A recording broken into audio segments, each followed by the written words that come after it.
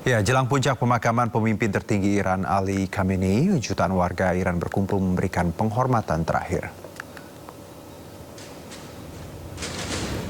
Pemakaman terbesar sepanjang sejarah Iran, jutaan warga berkumpul di pusat kota Iran untuk mengantarkan jenazah Ali Khamenei sebelum dimakamkan. Jasad Ali Khamenei disemayamkan di Grand Mosalah di Teheran dan terdapat prosesi kenegaraan dan upacara perpisahan. Jasad Ali Khamenei dijadwalkan akan dimakamkan di kompleks makam suci Imam Reza di kota Mashhad.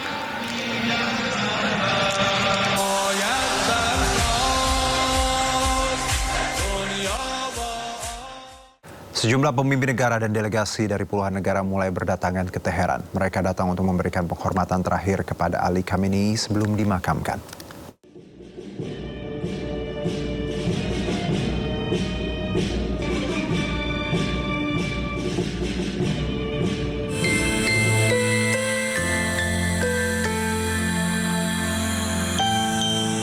Para pemimpin agama dan delegasi dari Asia, Eropa, dan Timur Tengah mulai berdatangan ke Teheran untuk memberikan penghormatan terakhir kepada pemimpin tertinggi Iran, Ayatollah Ali Khamenei. Terlihat kedatangan delegasi dari Rusia, China, India, Turki, Irak, Bosnia dan Herzegovina, Hungaria hingga Bangladesh menjelang dimulainya rangkaian upacara penghormatan. Nampak pula Menteri Luar Negeri Iran Abbas Araghchi serta Ketua Parlemen Iran Muhammad Bagher Ghalibaf turut memberikan penghormatan terakhir sambil menangis di depan peti Ali Khamenei. Iran menyebut lebih dari 90 negara mengirimkan delegasi resmi dan tokoh agama untuk menghadiri prosesi tersebut, termasuk Perdana Menteri Pakistan Shehbaz Sharif, Presiden Irak Nizar Amidi, serta perwakilan senior dari Rusia, China, India, Oman, dan Arab Saudi. Pemerintah Iran menjadwalkan prosesi penghormatan dimulai pada 4 Juli di Masjid Imam Khomeini, Teheran. Ribuan pelayat diperkirakan akan memadati ibu kota Iran selama 2 hari ke depan. Pemerintah Iran juga telah menyiapkan sejumlah lokasi penampungan mulai dari masjid, stadion, taman, hingga kamp sementara untuk menampung pelayat yang datang dari berbagai wilayah. Prosesi pemakaman umum dijadwalkan pada tanggal 6 Juli, setelah itu upacara akan berpindah ke kota Qom pada tanggal 7 Juli. Prosesi pemakaman dijadwalkan akan diakhiri dengan penguburan Khamenei di makam Imam Reza di Mashhad pada tanggal 9 Juli. Sebelumnya Khamenei tewas pada hari pertama serangan AS dan Israel yang memicu perang Iran terbaru. Teheran mengkonfirmasi kematian pemimpin tertinggi dan menunjuk putranya Mojtaba Khamenei sebagai penggantinya. Ya, kebakaran hutan masih melanda Prancis Selatan dengan tingkat suhu mencapai hampir 40 derajat Celcius. Kebakaran hutan melanda wilayah Prancis Selatan hari Jumat saat suhu meningkat drastis. Kobaran api merembet di atas tumbuhan kering dengan kepulan asap membumbung tinggi. Prancis kembali berada pada situasi peringatan cuaca panas. Meteo France memperkirakan suhu mencapai 34 hingga 38 derajat Celcius.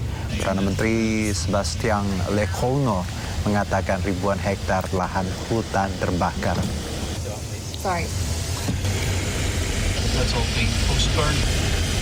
Ya, viral di media sosial lokasi Koperasi Desa Merah Putih yang jauh dari permukiman warga. Menteri Koperasi Ferry Juliantono angkat suara.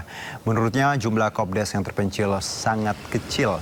Banyak beredar di media sosial lokasi Koperasi Desa Merah Putih tak ideal atau jauh dari permukiman warga. Menteri Koperasi Ferry Juliantono mengatakan lokasi pembangunan Kopdes tersebut tidak asal pilih, melainkan sudah melalui kesepakatan dengan masyarakat setempat.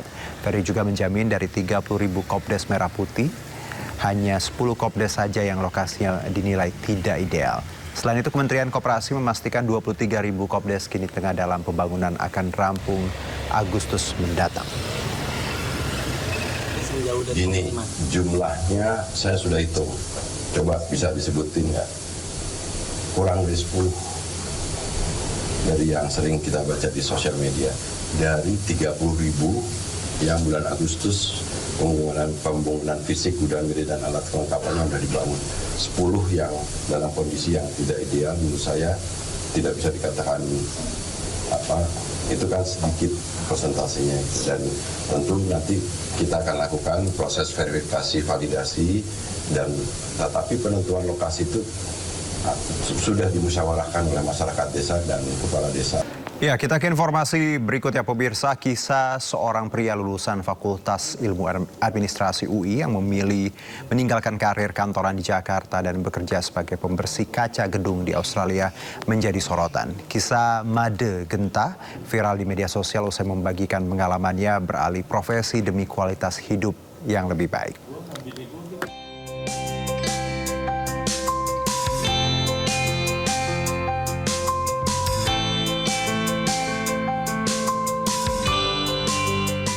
Made Genta Pramana, lulusan Fakultas Ilmu Administrasi Universitas Indonesia, membagikan kisah perjalanannya beralih profesi dari pekerja kantoran di Jakarta menjadi pembersih kaca gedung di Australia melalui media sosialnya.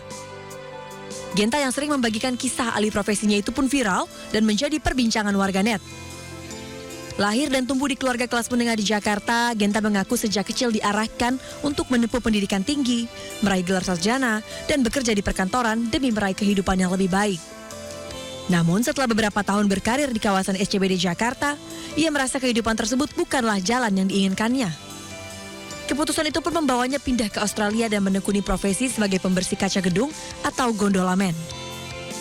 Menurut Genta, pekerjaan di sektor konstruksi dan jasa seperti pembersih kaca gedung di Australia sangat dihargai, memiliki nilai ekonomi yang baik, serta dapat menawarkan kualitas hidup yang lebih baik dibandingkan apa yang ia dapat di tanah air.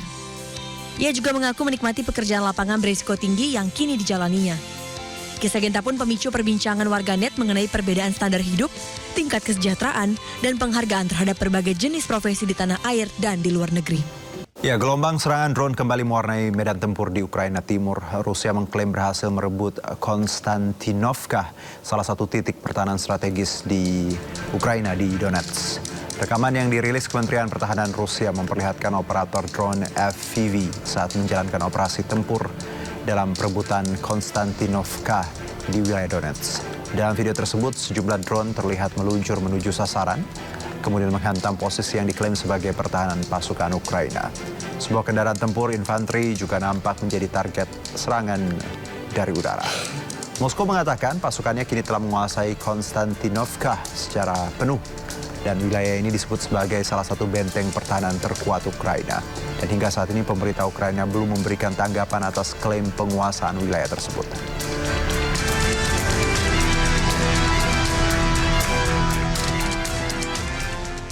Pemirsa, miris hingga saat ini kondisi Gaza masih mendapatkan serangan dari tentara Zionis Israel. Sebuah bangunan permukiman warga diserang oleh tentara Zionis. Penyerangan ini terjadi di kawasan Khan Yunis, Palestina.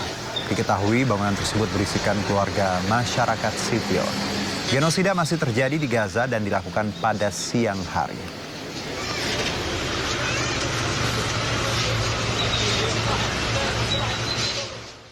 Ya, ratusan permukiman rumah warga di Lebanon dibombardir tentara Zionis Israel. Sebuah rekaman dari udara merekam detik-detik tentara militer Zionis Israel membom kawasan Lebanon Selatan. Tercatat dari pemerintah setempat sebanyak ratusan warga menjadi korban dalam serangan ini. Namun dari pihak Israel menyatakan bahwa mereka menargetkan area yang diduga digunakan sebagai tempat Hizbullah bersembunyi dan menyerang tentara IDF.